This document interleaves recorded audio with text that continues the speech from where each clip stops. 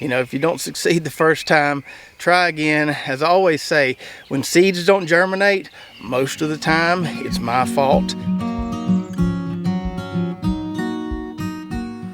What's up, Lazy Dog fam? Hope all y'all are having a wonderful day. It is Wednesday, May 17th here in South Georgia, and today we're finally going to get our watermelons planted. I'm going to show you how we have to do that a certain way when we're growing seedless watermelons. Once we plant those, probably going to go ahead and pull up these red onions here, see how we did on those, and then I'm going to show you what we've been doing with some of this wormy cabbage. So to kind of set the stage here, this is one of our 30 by 35 plots in the area we call the Dream Garden.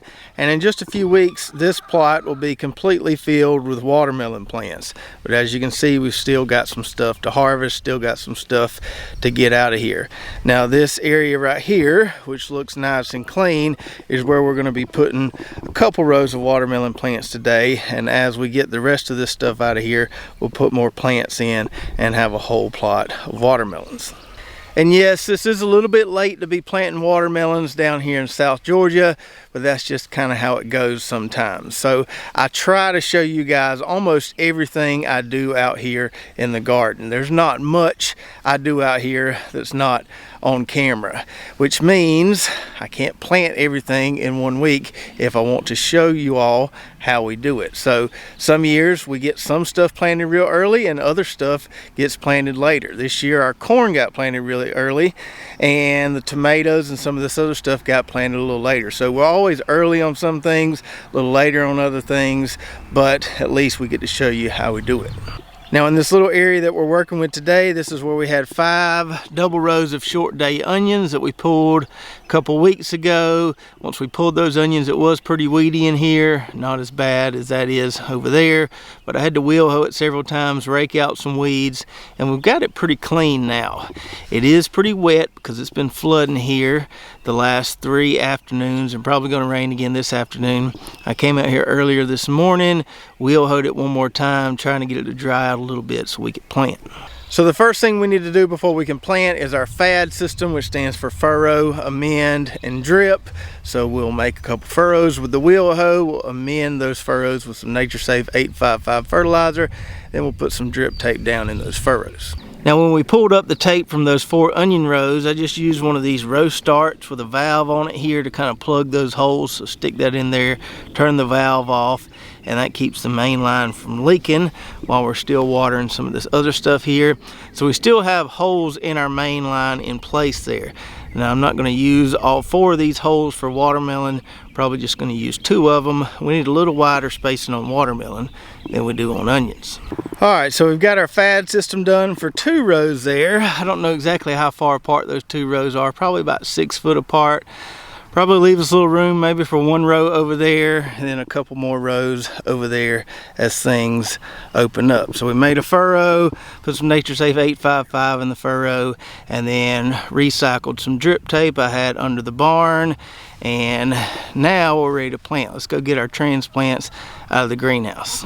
So in this beautiful tray of watermelon transplants, we've got several different varieties. We've got Tropical Sunshine, which is a yellow seedless variety. Then we've got Cracker Jack right there somewhere. This is a red seedless variety. We've got a variety called Sureness, which is a yellow seeded variety that will serve as a pollinator for our seedless varieties. And then we've got 1 lane of these giant watermelons that we have on our website.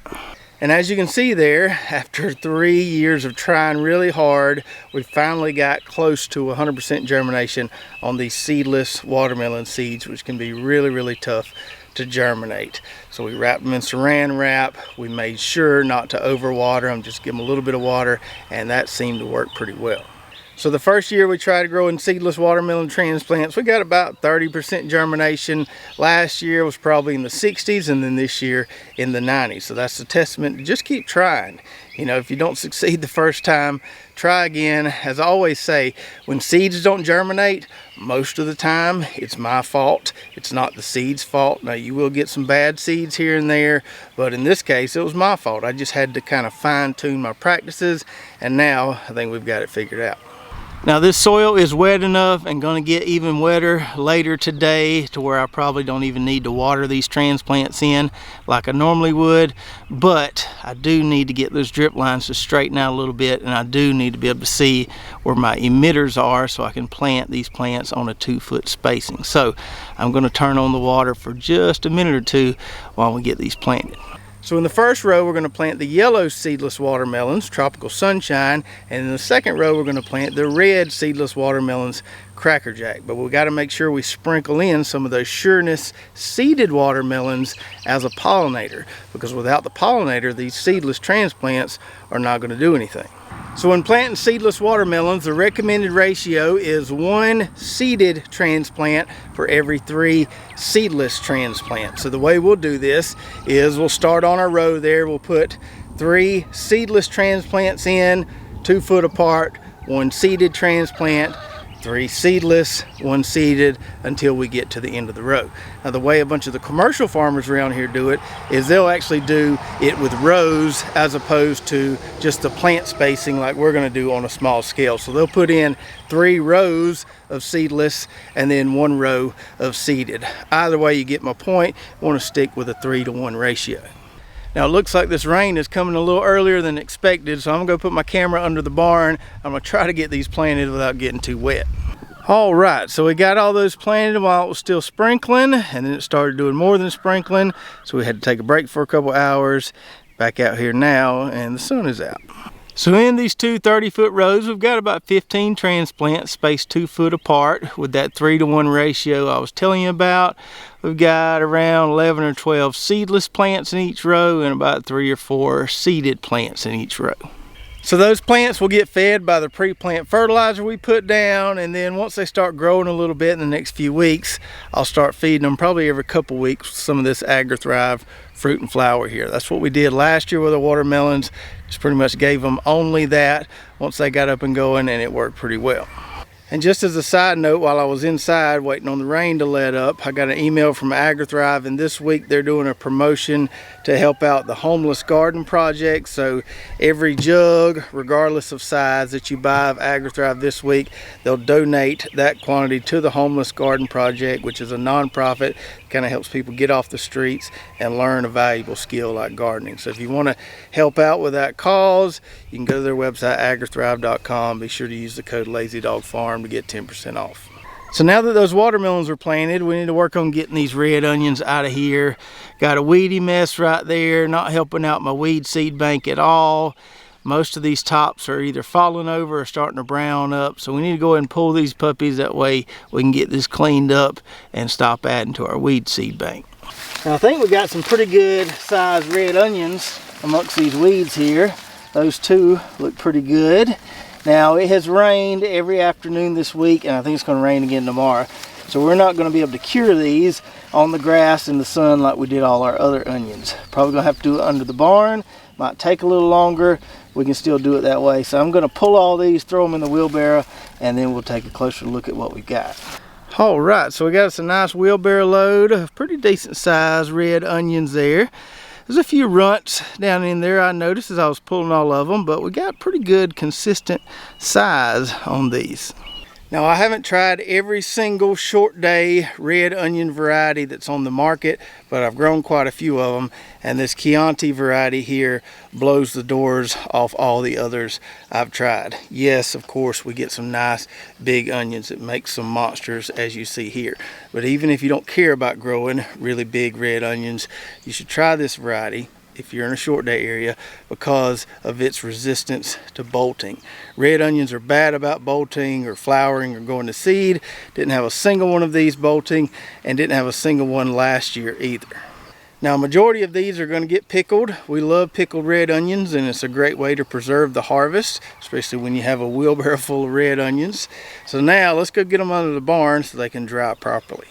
Now for those onions up top there, which we were able to let dry outside in the sun because we had a nice stretch of dry weather, we've got those stacked in there pretty thick. But not going to be able to do that for these red onions, at least for the time being. The tops on these are still kind of green, definitely not dried out yet, so we didn't stack them in there thick. We just kind of laid them around the border of our rack here. Once they dry out nice and good, then we can stack them or put them in closer like those are. So this is kind of like hanging your onions. I've seen a lot of people do that and it seems to work pretty well. We're just curing them in here, which will take a little longer than in the sun, but it should work. So now that those red onions are harvested, we can get to work cleaning that up right there. Have to pull up the tape. I'll probably end up mowing it down because I can't get through that with a wheel hoe, and definitely don't want to till that into the soil. That's going to create a lot of problems if we do that. So we'll mow it down, wheel hoe it a couple times, and in just a week or so we'll have it looking nice like this. And then lastly, I want to tell you about these 2 rows here. So we planted these just because kind of a space filler. Didn't really have high expectations for them. Didn't really tend to them a lot. But starting to get some broccoli heads there. That one looks like it could go seedy any day now. So I probably need to go ahead and grab that one. Not try to let it get really big. And got a few more down in there. So I have some decent broccoli to eat. Once we cut the main heads, I'm probably going to go ahead and take some loppers, cut the plants, put those in the compost bin or give some to the chickens. Not going to wait on any side shoot production because we have more watermelons to plant. We've also got this Chinese cabbage here, which as you can see has had a decent amount of insect pressure on it. We didn't spray this. Some of the heads looked okay until we got them inside. So the last time we were working in this plot, we harvested one of those heads of Chinese cabbage that looked okay, and I took it inside and Brooklyn was washing it up, cutting it up to make some cabbage and sausage. I asked her how it looked and she said, well, it was pretty wormy, but I think I got enough for supper.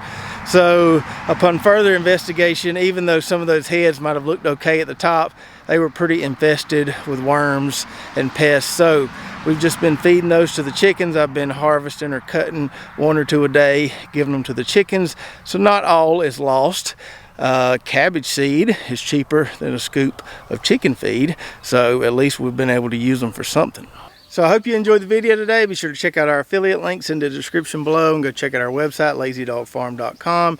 And if you want to see our watermelons growing last year and how we were feeding them with the AgriThrive fruit and flower, check out this video right here. We'll show you all how we do it there through the drip system to keep those plants nice and happy with lots of flowers on them, which in turn make lots of fruits. So check that out and we'll see you next time right here at Lazy Dog Farm.